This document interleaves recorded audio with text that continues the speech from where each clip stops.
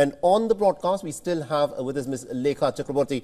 Ms. Chakraborty, before the budget was read out, some of the key issues, concerns that people had, one was inflation, second was about the high rate of taxation, and another was about employment.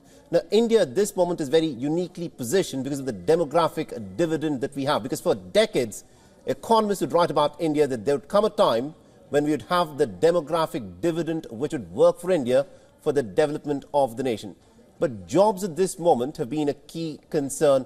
Do you think the budget has enough in it to address the demographic dividend which can be used for the nation building and also to address the issue of jobs? Oh, sure. Your question had two components, one on inflation and the other on employment. On inflation, I think we need to wait for the Monetary Policy Committee to announce the decisions, in the coming days. It will be very soon. What's the challenge before the new RBI governor about the inflation? Because it is his mandate, like price stability is the entire mandate of the RBI. But as you're right that the inflation needs to be fiscal, the fiscal components to contain the inflation, what is in the budget, and that is quite absent. Maybe because the liquidity guidance and the repo rate adjustments, that I think the RBI governor may not go hawkish this time. And given the economic recovery process on, I think he may take a stance to decrease the interest rate. This is my hunch, because already that tug of war between the North Bloc and the RBI has bigger. So I leave the inflation question entirely to the new monetary policy framework and the challenge before the new RBI governor. But the fiscal policy is remaining accommodating because so long, the interest rate has been hawkish. But when they remained accommodative, whether that, in turn generated employment, if you ask me, my answer is a mixed answer. The employment guarantee scheme, that was quite promising, the entitlement-based employment guarantee scheme. But if you look at the expenditure compression, given that fiscal consolidation on board, right, that expenditure cuts, that's mainly happening on the jobs, the employment, and the programs which relate to addressing the poverty and inequality. Right. So the number looks okay.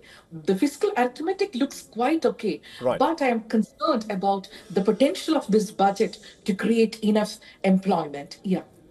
Right, Ms. Chakraborty, just taking that employment point forward, we were expecting AI to be featured in the budget, and the Finance Minister announced Centre for Excellence for AI for a whopping rupees 500 crores, which will perhaps help in learning outcomes and employability further. Your take on that?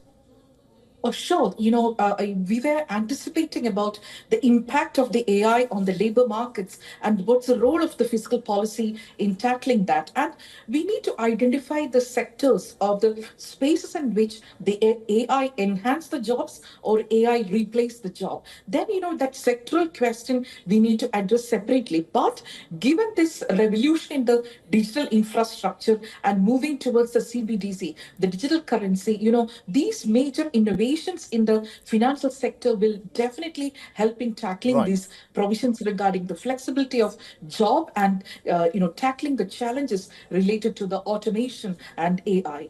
It's interesting that you are talking about AI on the one hand, also jobs, but a lot of people turn around and say that AI may, in the future, while it creates jobs that are highly skilled, may, due to increased automation, take away jobs. But at the same time, Ms. Chakraborty, considering what has been announced, 500 crores by the Finance Minister today. Contrast that with the announcement that was made by Donald Trump just about a week back, where he allocated $500 billion so that the United States remains dominant in the field of AI. Do you think India needs to be a bit more ambitious when it comes to taking on these cutting-edge technologies? Absolutely, because, we need to get that meticulous plan about what is budgeted. And there is a question of fiscal marksmanship over here, because what a finance minister announced in the budget, and if you look into the detailed demand for grants, where is this AI related allocation is appearing in your budget? And I need to see the demand for grants. Otherwise, if the fiscal marksmanship is not perfect, it is just a budgetary promise I'm and seeing we announced in the wrap up. budget, and it is not there in the detailed demand for grants, then the fiscal marksmanship is a question. So I need to, I don't have any specific knowledge right now because I just listened to this announcement, but we need to, do a meticulous analysis of this to understand what is that major plan on AI, which, Finance Minister proposing, I need to see the detailed plan.